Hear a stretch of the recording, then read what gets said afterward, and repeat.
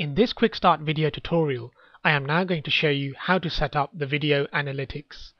So the first thing I'm going to do is start the IPadmin tool, which automatically discovers all the activated network devices that I can connect to. Next, I'm going to connect to the first device by selecting the first device, right-click, and then selecting Web View. And this will bring up the Internet Explorer along with a website security error to which I can ignore by clicking on the Continue link. And this will take me to the ordinary encoder display where I can view live video. By default, Video Analytics is not enabled. So in order to enable it, you need to click on the Setup link, and then the VCA link, and then click on the Enable and Disable link, and then change the VCA status from off to on, and click Apply, and wait for a few moments.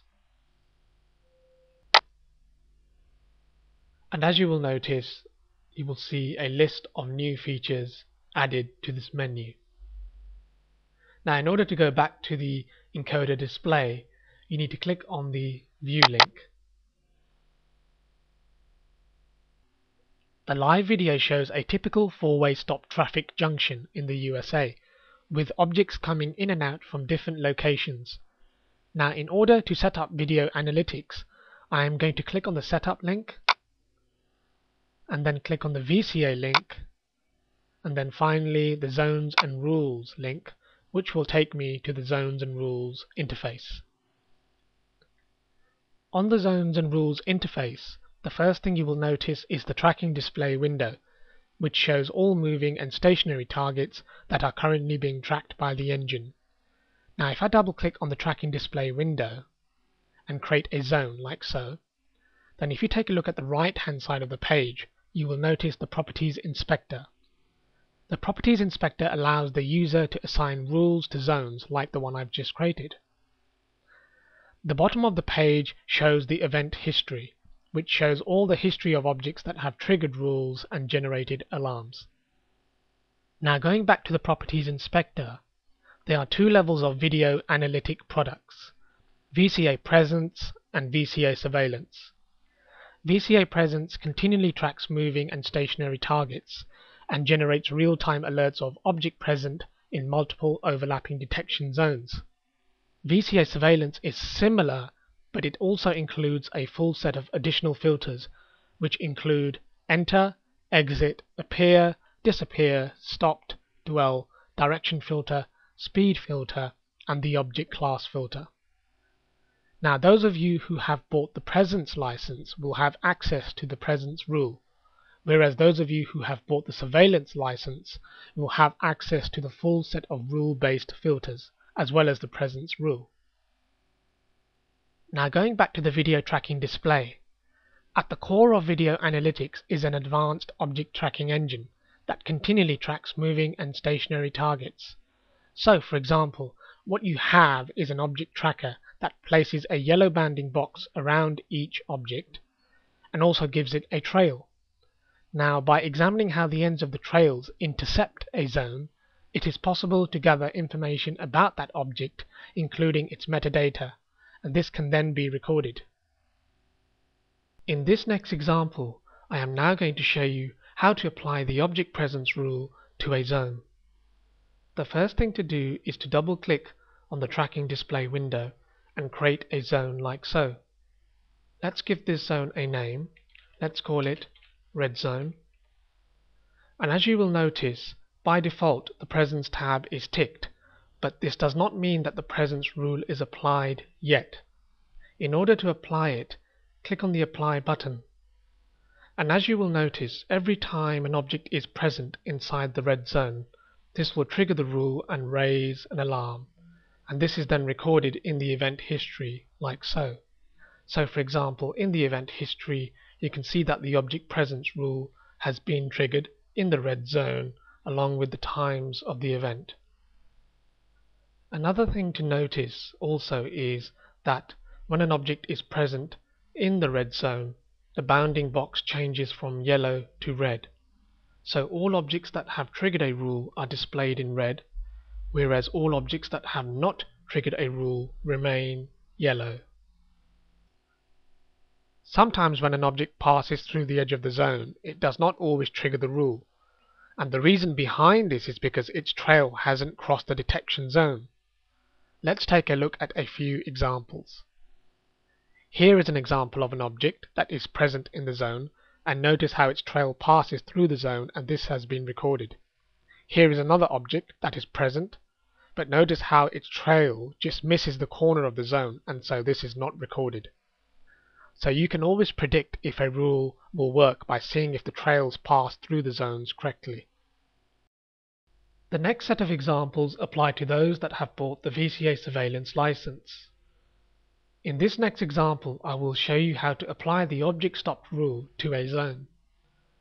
The first thing to do is to double click on the tracking display window and create a zone like so. Let's add some nodes on the edges to make the shape look more accurate. Nodes are added by double clicking on the polygon edge. Let's give this zone a name. Let's call it red zone.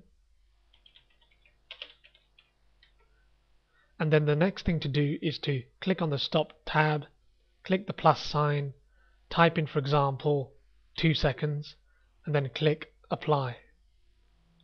And as you will notice, every time an object has stopped for more than 2 seconds in the red zone, then this will trigger the rule and raise an alarm. This is then recorded in the event history, like so, and this can be seen at the bottom of the page. In this next example, I will show you how to apply the direction filter rule to a line, and then how to apply the object counter to it. The first thing to do is to right-click on the tracking display window and select Zone Stroke Line, and then select Create Line, and create a line like so. Let's change the default name and call it Red Line, for example, and then click on the direction filter and configure the main direction like so, and also configure the acceptance angle by moving the small arrows like so. Then right click on the tracking display window, click on Counter, Add Counter. Let's give this counter a name. Let's call it Objects Turning Left, and then click on the increment and apply it to our red line, which has the direction filter set. Click Apply, and as you will notice, every time an object trail crosses the detection line within the configured direction and acceptance angle, it will trigger the rule and raise an alarm. Also, because we connected the counter to the red line events, the counter counts the vehicles turning left. Here is a final example showing a full setup. Notice the use of overlapping zones which don't cause any problems. You can see a green line with the direction filter applied to show cars entering the parking garage. An object counter has been applied to the green line to count the number of objects entering. You can see a blue line with the direction filter applied to show cars exiting the parking garage and turning right. An object counter has been applied to the blue line to count the number of objects exiting. There is a green zone with the appear rule applied. This triggers an object exiting the garage because their trails appear inside the zone. There is a yellow zone with the presence rule applied to detect people crossing the road. Notice that the person filter has been applied so that only people are detected. You can see an orange zone with the stopped rule and vehicle filter applied that detects cars stopping at the junction for more than 2 seconds. You can see a red zone with the speed filter applied to detect cars traveling in a specific speed boundary, for example between 10 and 50. You can see an aqua zone that uses the dwell filter to detect pedestrians taking more than 2 seconds to come along the path and step off the sidewalk. The large aqua zone in the center is being used to measure the net number of objects in the center of the junction at any one time. It uses the presence filter and occupancy counter to do this. And lastly, if you right-click on the tracking window, select Display, you can choose various diagnostic information for the objects, including the segmentation blobs, and object properties such as height, area, speed, and classification. So you can see the power of video analytics and how useful it can be in different scenarios.